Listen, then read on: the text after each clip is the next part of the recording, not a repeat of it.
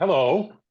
The purpose of this video is to enable you to complete the business budget segment contained in part 2 of the AVANZA application checklist. My name is Armando Ojeda, and I'm a loan officer with the AVANZA Empowerment Fund. And here with me is my colleague, Dan Cinto, a loan impact strategist also with the Tucson Industrial Development Authority. Hello, Dan. Good morning, Armando. How are you? I'm doing very well, thank you. Excellent. So, a commercial message here. The purpose of the AVANZA Empowerment Fund is to give existing business owners within the city of Tucson access to money in the form of a loan. So one way AVANZA makes loans accessible is by providing knowledge and resources, just like what we're doing now, to enable you as a business owner to complete the application checklist and get the loan that you want. Excellent. So we're here today to increase your confidence, or what I like to call demystify the debt or the process of collecting your organization's numbers. Certain things we're going to talk about is why you should do it, how to interpret those numbers, what they mean, and then how to use those numbers to fine-tune your business to be more profitable, increase your capacity, and therefore build your potential to take borrowing from a nonprofit loan fund into the banking world sometime down the road. Perfect. Absolutely perfect. And so I just want to give people an understanding of our background. So, I've been doing this type of work with SCORE, which is a volunteer organization. We mentor businesses and we provide workshops to them. And financial literacy is one of the key components for us. And so I've done this with the YWCA Women's Business Center and also with SCORE. What about you, Dan? I know you have a lot of experience with this as well. Yeah, number one, I love what I do because I enjoy helping businesses succeed or help them be better at what they're trying to do. The quick backstory on me, Armando, is I'm a recovering banker. I worked in the for-profit world for a number of years, switched over to nonprofit lending, working specifically with business startups or unbankable people, and trying to provide technical assistance to them to make them bankable. And the steps that we're going to go through today are a great place for any business to start at any stage. Okay, so let's get started. All right. So let's talk about why business owners should collect and organize their numbers. I know that sounds pretty basic, but many of our clients don't have that. So as an impact lender, so why should a loan applicant have their income and expenses either written down or in some sort of a format? Oh, there's a lot of reasons, Armando. Number one is failure to plan will equal failure. So it's been statistically proven that business startups or businesses that are looking to expand or grow that don't go into it with a budgeting plan or a profit and loss statement plan will statistically fail 90% of the time within the first 5 years. So by going at it with an approach that I need to know these numbers because I don't want to fail at that thing I want to do, that is the number one reason. Also, we like to have people go through those numbers, not for the sake of just putting a plan together, but for the sake of being able to have some historical data that they can go back on based on their assumptions that they put together when they had this idea to be an entrepreneur. So the guide, the no failure, and most importantly, to gauge if what your expectations on profitability are being met. And if yes, great. You can look back at those and use, again, an historical approach to make a new plan moving forward for the next fiscal year. And if no, which is fine too, what worked, what didn't? Were my revenues where I thought they were going to be? Were my expenses too high or too low? What did I not see? So it's a living, breathing document. It's not something that you just put together, give to a lender, and then shelf that thought process. Businesses that I've worked with over time that are you become good at. Nobody's supposed to be good at it if you've never done it before. So the big thing is don't be afraid. Right. And so, what do you say to business owners who have told me, as I'm sure they've told you, well, I have all the numbers in my head, right? What do you see is wrong with that picture? Well, the first thing that comes to mind is by writing them down, you're creating accountability for yourself. Especially if you agree that you're going to review that and look at them as a living, breathing document that you're going to utilize to try to ensure the success of your business. Again, we talked about the creating history, and then lastly, on a reason to write it down is that the best use of your mental capacity is try to keep all that straight in your head? Or do you want to focus on other things that you can do to work on your business, not just in your business? If it's in your head, you're always working in the business, not on the business. That's excellent. That's excellent. Thank you. So let's talk about maybe some tools. I mean, we talked about, yes, you need to organize your numbers and the why you need to organize your numbers. So what kinds of tools and resources are out there for a business owner to put all this stuff together? Sure. There's internet sources where if you're good with or even willing to learn Excel, you can produce your own methodology on how to do a profit and loss with examples that are out there on the internet. You can certainly use QuickBooks.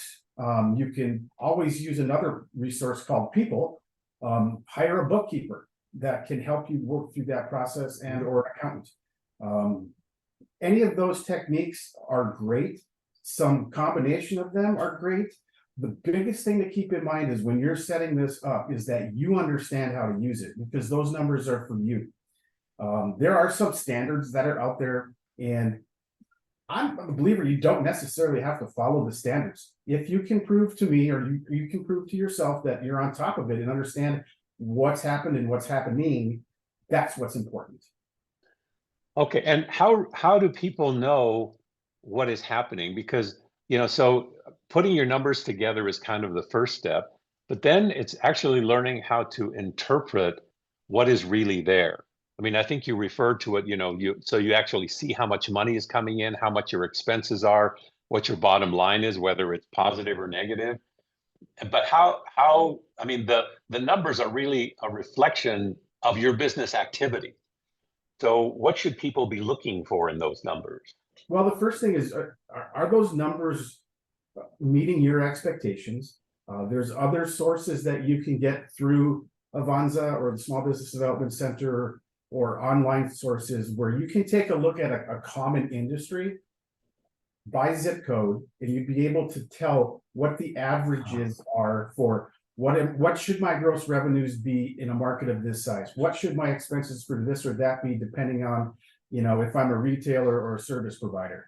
And always think about it as don't work in a silo.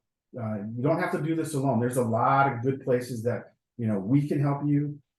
You can get help from other people in your industry.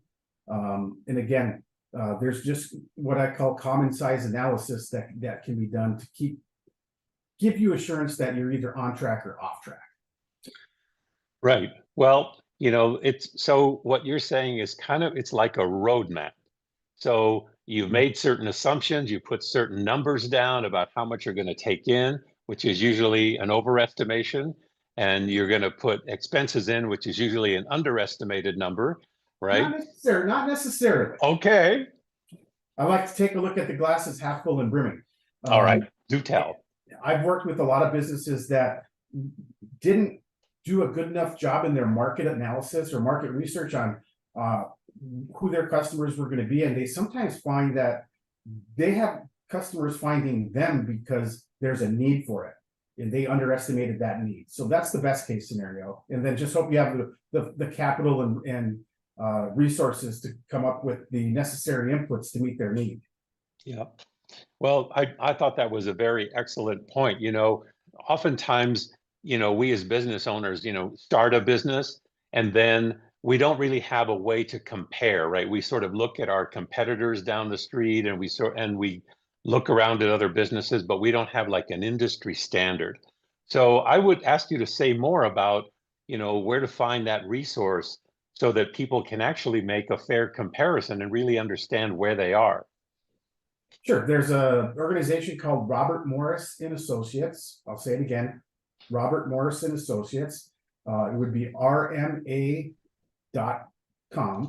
and you can enter information in about where you are, what your business is, and they have that common size analysis available to you. It's subscription based. You can enter at the free level just to take a peek.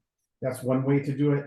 Another way to do it is if you are working with a person in your bookkeeping, they have experience of working with other businesses. So you need to be open and honest with that bookkeeper slash accountant person and say, how do these numbers compare to what you think they should be? Because they work with those numbers all the time. They have a good idea. And again, your counselors here at AVANZA, at the Tucson IDA, we can assist you with that. We can take a look at your numbers and would love to do that with you. To ensure that you're on a pathway to success. Excellent. So, the Avanza loan, at least the way that we look at it from the Empowerment Fund, is that, we want to use this as an investment for the business owner to actually grow their business. And so, what we often say is, don't use this loan to repay other loans or to catch up, right? And so, how should they be thinking about using this loan money, and where should they be looking at to actually help them to scale? Sure, I think anytime any business borrows money, they have to take a look at by borrowing this capital, it's going to cost me, and what is it going to pay me? So if you can invest in your own business, but you want to invest in your business, but you need to borrow a little bit to do that. You want to make sure that where you're deploying that capital is fulfilling a couple of key functions. Is it creating higher gross revenues? Is it reducing expenses? Is it taking that profit first mentality and saying, is it going to pay me more when I have these other tools to help me be better at that thing that I do? That's the secret sauce. Yep. Okay. And so, when people start to scale, right, their expenses grow. They hire more people, which is what we want them to do. They buy more equipment, so their expenses go up a little bit.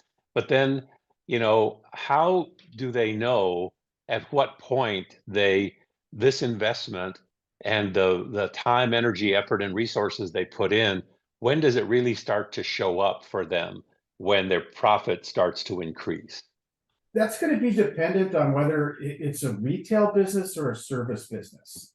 So let's say it's a retail business, Armando, and you're going to have what they call the sales cycle. I don't want to get too much into the economics behind this, but a sales cycle is the amount of time it takes you to convert a transaction into cash. So if, for example, you are a landscape and you're doing these new developments, and you know that it takes you about 2 weeks to complete the project, you send your billing out net 30, or they're going to pay you in 30 days. So that sales cycle before the work converts to cash is actually 5 to 6 weeks. So if you can do something to shorten that sales cycle, that increases cash flow over time. Okay, so that's a service business. On retail, it's all about purchasing. And if you're able to obtain capital, like from a nonprofit loan fund, like from Tucson IDA, and you're able to reduce your inventory costs or increase, maybe it's through a marketing initiative, increase the number of people that have access to you, creating more potential buyers. If that money's working for you to do that, it's doing the right thing. So you would be able to gauge that one by not a shorter cycle of converting a customer to cash. It would be creating more customers that create more cash. That's the secret to retail. Excellent. Excellent. So let's just before we do a recap. So do you have any words of wisdom or any thoughts that you would, or any advice that you would give to our listeners so that they can complete the application and actually start to feel more comfortable with their numbers and putting them together? Absolutely, Armando. The biggest thing to understand as an entrepreneur or a person that wants to grow your business is you have to work on the business more than you work on the business. Say what that means. Say what So that means. working on the business is doing things like we're going to talk about later, the business model canvas, right? It's about understanding your financial statements. It's about keeping an eye on cash flow, understanding who your customers are, what's working, what's not working as far as bringing them in. What are the external effects going around in the world right now that could potentially cause me to lose revenue, top line sales? You know, is there a change in the environment? Is there a change in the government regulation that I have to change the way I do the thing I do? Mhm. And always remember, you don't wear one hat as a business owner. You wear multiple hats, and you have to know when to wear each hat. The big hats are the hat that is the business manager, the chief financial officer of your business, the CFO. Everybody that knows what CFO is, and nobody really knows what they do. But you got to learn what they do because you're the person responsible for your business. All right. So it's the CFO. It might be you're the sales manager too. So whether you have employees at a retail situation, you have to be able to pivot in your workday to train them. And again, training staff is working on the business, not in the business. If you just go ahead and do everything, all you're doing is working in the business, and you're not developing any economies of scale by having these other people work for you. So those are some key things that I think people need to take a look at. And number one, don't be afraid of it, because it's your business. And you'll actually, as you start to succeed by implementing that thought process of on versus in, you're going to enjoy being an entrepreneur more. You're not going to feel stressed. And if you're in a situation where you have employees, you're going to gain their respect by teaching them. Excellent. Excellent. Very, very good and wise and sage advice. And my hope is that our listeners really do listen to that. And I agree with you. You know, I believe that the job of a business owner is really they're the chief salesperson for the most part because they know their business well. And really the way that you actually build your business is by creating jobs for people who really want them and can do them well, and sometimes better than you as a business owner. Well, that's the So hope. That's the hope. yeah, absolutely. You always want to have a team that can do the things that you can't do well, or the things that you don't want to do well. Yes, exactly right. So let's summarize here. So what we want the business owners to do first is put their numbers in writing on, Yes. on an Excel spreadsheet, or if you have an online like a QuickBooks or a FreshBooks or something, you know, put your numbers in there. And if you can't do it by yourself, a bookkeeper will be more than happy to help you set up your book so you know where to put your numbers. Yeah, And there's also resources available here. that's true. Yes, AVANZA has a number of people like Dan and myself who are ready and available to help you, whether in English or in Spanish, however you would like your help. And then the next piece is really understanding, you know, what it is that your numbers are telling you, right? So how Correct. much income you have, how much expenses you have, and what you need to adjust. Okay. And then so and that with that, if you do that, if you put those numbers together, then that will help you to complete that part of the application. And as we've said repeatedly, we're here to help you. So if you get stuck, you know, a phone call, an email, and we're more than happy to help you. Right. Exactly. And just know that it's something that you'll do depending on your business daily, weekly, monthly, quarterly, annually, because that process of going through putting together and reviewing a profit and loss statement or an income statement is, as I said earlier, I like this term, a living and breathing process. It needs to be something that if you don't find yourself doing it, block some time out on your calendar because it's that important.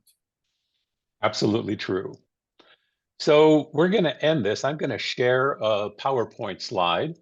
So these are some of the resources that we would recommend that we've talked about.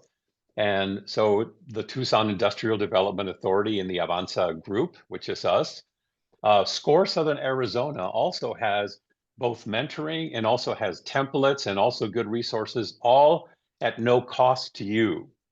Also, the city of Tucson, which is one of our partners, they also have a number of resources that can help you. They can help you get licensing. They can help you with a small business navigator that can also help you put your numbers together or whatever else that you need for your business. So here is that information for you. So, Dan, any final words? Be confident. That's the right thing, because you as a business owner have been doing this work and you are competent. So you have grown your business, and now this is a way of just helping you be more efficient. And we're committed to helping you grow, and that's what we are trying to do for you. Yeah, Marno, I'd like to add one other thing to that. Of course. When an entrepreneur decides to go into business for self, they should have a couple of goals that they want in the short term, medium term, and long term goals. I think it's always important to think about what your exit strategy is when you're looking to grow or start, so that you can kind of work backwards from that through the process of budgeting and looking at how are you doing with your numbers. In the medium and short term, it's what are these benchmarks that you want to get to, and doing these exercises will help you get to that. Right, exactly right. So we're going to end this now. Again, my name is Armando Ojeda. I'm with the AVANZA Empowerment Fund, and we've been talking today with our subject matter expert, an impact loan strategist, Dan Cinto, my colleague. Dan, thank you very much for all of the information that you've shared with us. And my sincere hope is that people take advantage of this opportunity and really do something with this information. It's been my pleasure, Armando. Thank you.